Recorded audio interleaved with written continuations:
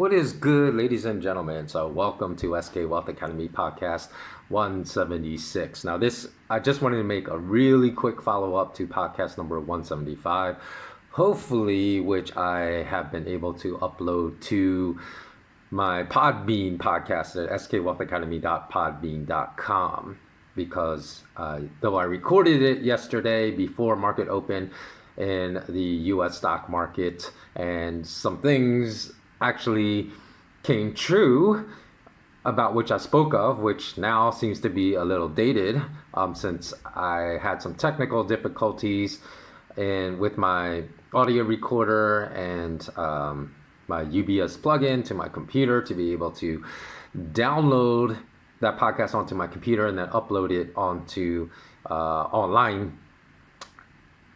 It would have been delayed at least by 24 hours, but there are still really important points in that podcast, even though some of the information is now dated as far as the relevancy to what happened with stock prices with Gamestop.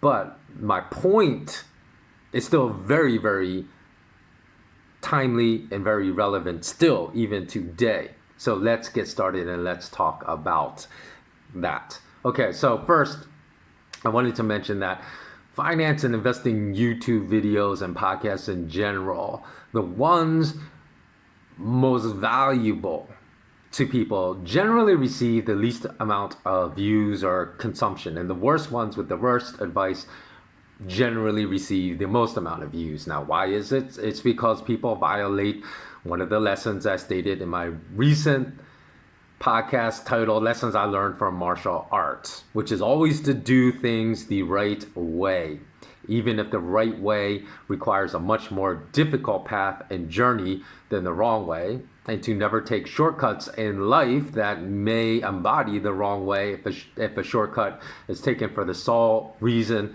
that it is easier and cuts down on effort. Now, taking shortcuts on the battlefield can translate into death.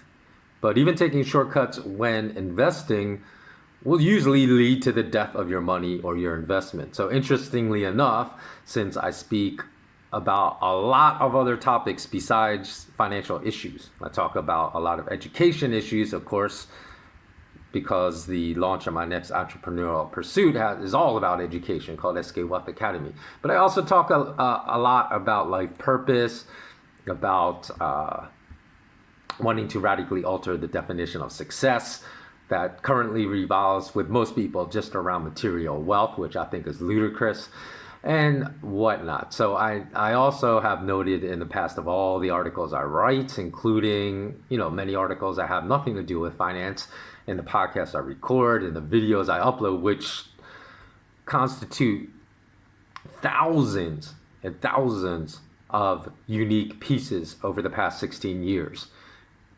In those podcasts in which I speak about issues of integrity, honesty, discipline, the value of hard work, the just reference lessons I learned from martial arts, these podcasts in general always receive the least amount of views. But the content in which I speak about soaring asset prices, whether that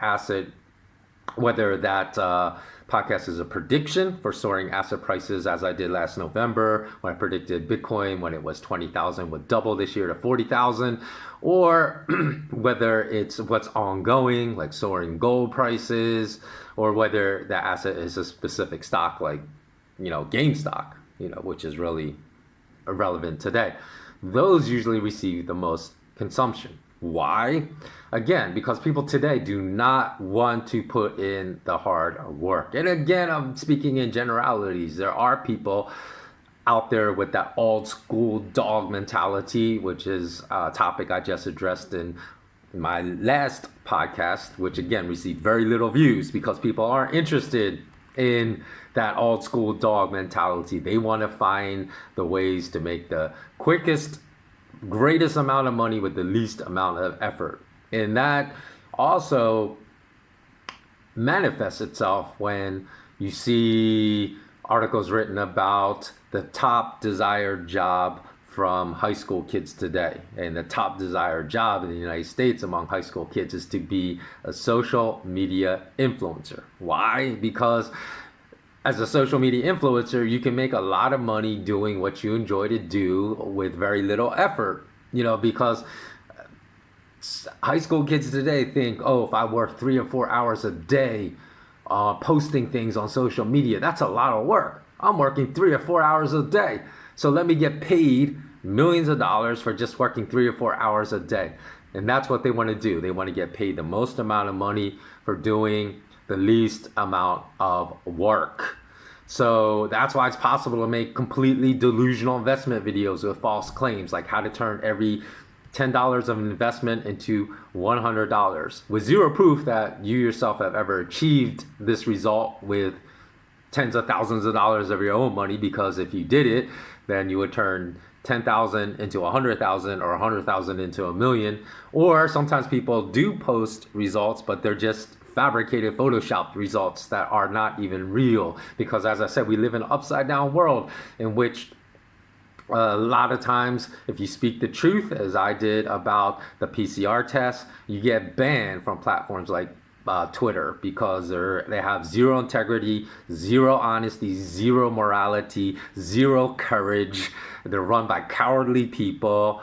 Same thing with YouTube. Now, it's really interesting because my first YouTube channel, all my videos were for years and years and years were automatically demonetized the very second I uploaded them, and most of my videos were shadow banned, meaning if you searched for them using search terms that were included in my video title, they would never appear. So you weren't being informed of them, or even if you're subscribed, a lot of times you were never informed, even though you hit the notification bell, that I uploaded new content. So that's what was going on. But yet YouTube will allow the complete fraud. So they say, people say, oh, you're not abiding by our rules and regulations to allow monetization, because advertisers don't want to advertise on videos that go against the mainstream narrative, even if it is the truth. So we're gonna just not allow you to monetize your videos. But yet they will allow advertising that is completely dishonest, because I spoke about this briefly in a previous podcast about how I always see this thing called Eventbrite, which I think plays in Australia and in the Asian region, and it's basically several people have made videos about how dishonest that company is, because what they're doing is they take teenagers, right? They're taking less than 18-year-old kids and then showing them making allegedly, right, doing something on their company site called Eventbrite that would allow them to make literally hundreds of thousands of dollars. So they've been able to scam a lot of people, because they're saying, hey, how is a 17-year-old making like $300,000, $400,000? And all they're doing is they're taking, somebody has proven this, what they're doing is they're taking videos that teens have posted of them receiving entry into a university that they apply to, that they really wanted to get into. So they're shown jumping up and down, hugging their parents, and then the ad will show like, ding, made $100,000, made $150,000, made $180,000, and it's total fraud. But yet that particular ad has been running nonstop, I would say, for at least half a year. And it's so easy to prove that it's fraud, because like I said, other people have made videos that have proven that they're mashing together videos of teenagers getting into college with totally flat out lies that these kids jumping up and down, which is their, jumping up and down as a reaction to getting into college, that they just made like $150,000 using their platform. So, but YouTube does nothing to shut down these advertisers that are completely fraudulent. So again, I think we live in a day and age where, say you made a post, right? Instead of saying, oh, look how easy it is to I turned every $10 of investment into $100, right? You don't have to show any proof, or you could show totally fabricated proof that's a complete lie. And those videos will get millions of views. But if you made a video titled, "There's no easy way to make 10 times your money," which is reality, and here's why, that content will probably receive less than 10 views. So it doesn't even matter if shortcut, easy money content is delusional. We live in a delusional world full of delusional people that want to be willingly deluded and voluntarily misled. And consequently, such delusional content will spread like wildfire, while truth will remain, pushed down to the darkest corners of the earth. So, I wanted to talk about the fact that, if you subscribe to my free newsletter, which you can subscribe to my newsletter, I'll put the link to my news site on the podcast show notes below. You receive the newsletter many hours before the U.S. stock market opened on the 27th of January, and many hours before Robinhood even temporarily banned trading of Gamestop on their platform. And I basically said 4 charts that speak for themselves, that say thousands of words, right? Because y'all have heard that cliche, pictures worth 1,000 words.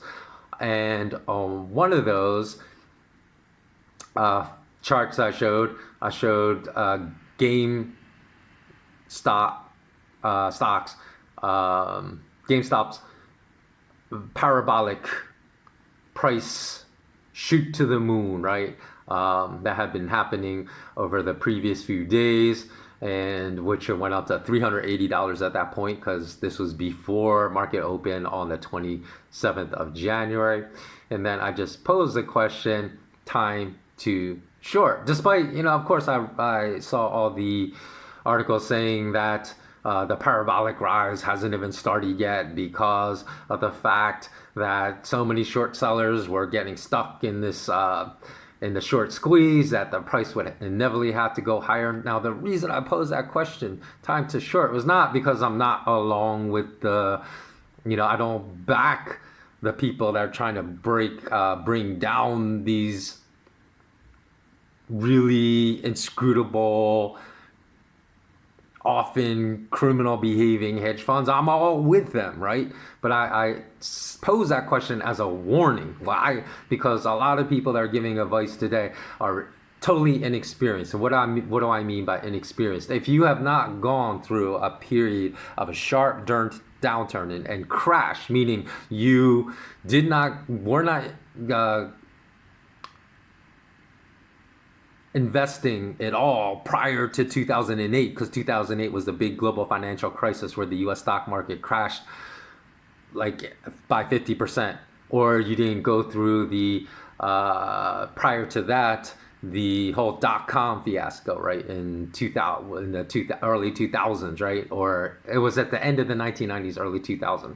If you haven't been through one of those, at least a minimum of one, and hadn't witnessed how quickly things can crash, then you really don't have any experience. If you've only been on the side of only seeing asset prices go up spectacularly, you don't have the type of experience to really be giving sound advice, right? So that's all I was saying. So I was saying, if you had gone through that period in 2008 and say you were short selling finance and bank stocks, you saw how quickly that can turn on a dime, right?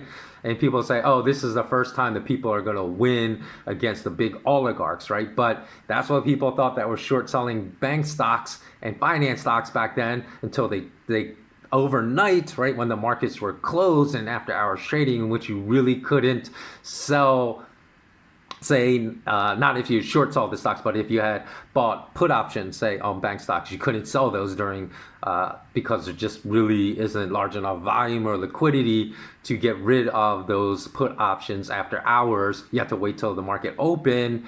And what they did was they banned short selling finance and bank stocks when the bank and finance industry CEOs were losing hundreds of millions, cumulatively billions of dollars through the short sellers that were forcing the price lower. But, fundamentally it was the correct thing to do because those companies stunk, so they shorted those stocks either by buying put options or by short selling. But overnight, the really the big oligarchs won again because they changed the rules overnight, and then all those stocks gapped open. So it's kind of the opposite of what's going on right now with with GameStop's stock, right? Because the people are going long, trying to put the short sellers and put the big hurt on the short sellers, right? So I pose that question saying, look, you shouldn't be so beholden to this view that you can't be taken down, right? That you will win this game. Because I know of all the, Reddit posts that say, hey, we're not in this to make money, so let's just stay long no matter what happens, to put the hurt on these big Wall Street players. And I did understand that. But even then, right, if you hadn't gone through something like in 2008 where they changed the rules, and then we saw, right, Robinhood banned all trading on GameStops, which forced that stock which was traded as high as $483 a share in the markets on the 27th, then to lose 77% intraday to fall to $112 a share. So that proved my point, right? It proved my point that things can turn on a dime and that we have to be aware of that situation because you have to look at past history, understand that people in the past, those in control, the oligarchs, the ruling class will always have some way out, even when we think they don't have a way out. They will find a way to influence, whether it's through legal mechanisms, changing the law to screw people over, or influencing these stock trading platforms like Robinhood to screw people over. Now, I know that Robinhood reversed their decision after market close on the 27th and now is allowing trading. So, that GameStop shares closed above $200 at market close on the 27th and now have rebounded since Robinhood has allowed trading back to $300. But that's not the point, right? My point was that there was still tremendous risk, even though people said there's no risk. So that's why I posed the question, time to short. Not that I wanted to see the short sellers win, but the point of posing that question was that those that were remaining long could be really, really hurt because they may not understand how things can turn on a dime because they don't understand the overwhelming power the oligarchs have. And if they are being hurt, like I said, they will find a way. So even though Robinhood has reversed that, that still doesn't mean that risk is over of being really hurt, the longs on that stock, because they may find another way to bring that stock price way down. So that's the point. So the point is that you shouldn't be beholden to a single view. You always need to consider the opposite narrative of what can happen and have a game plan should that materialize. So that is what I really wanted to stress today. And you should not just only listen to and read content that agrees with your view, like we can never be taken down. You should go listen to all the other perspectives of why you can be taken down, even if you think that chance is minuscule. Because people before Robinhood banned all those traders thought that chance of that happening was minuscule. And then it happened and the share price collapsed by 77% intraday. But now that decision has been reversed, I guarantee you people say, look, of course it was going to be reversed. So we are golden now. No, that's not true. You're not golden because the ruling class will always find ways to get their way in the end. How many times have we, the common people, won against the ruling class? Every time we think we won, just like when we were shorting all the banks back in 2008, we end up losing. So we always have to consider the possibility that, well, not the possibility, the reality that these guys wield so much power that they can still find ways to screw us,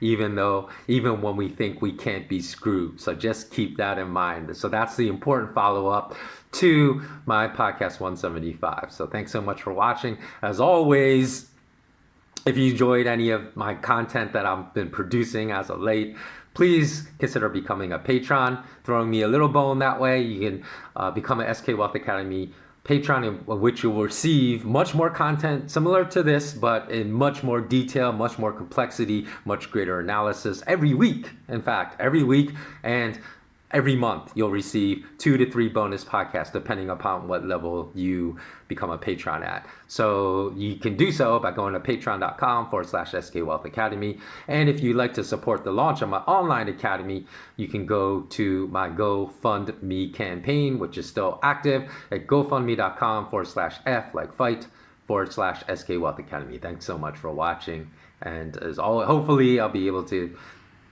figure out these technical difficulties of which have prevented me from uploading content just in the last 24 hours, and I'll be back on board uploading my content as usual. Thanks so much for watching. Have a blessed day. Take care.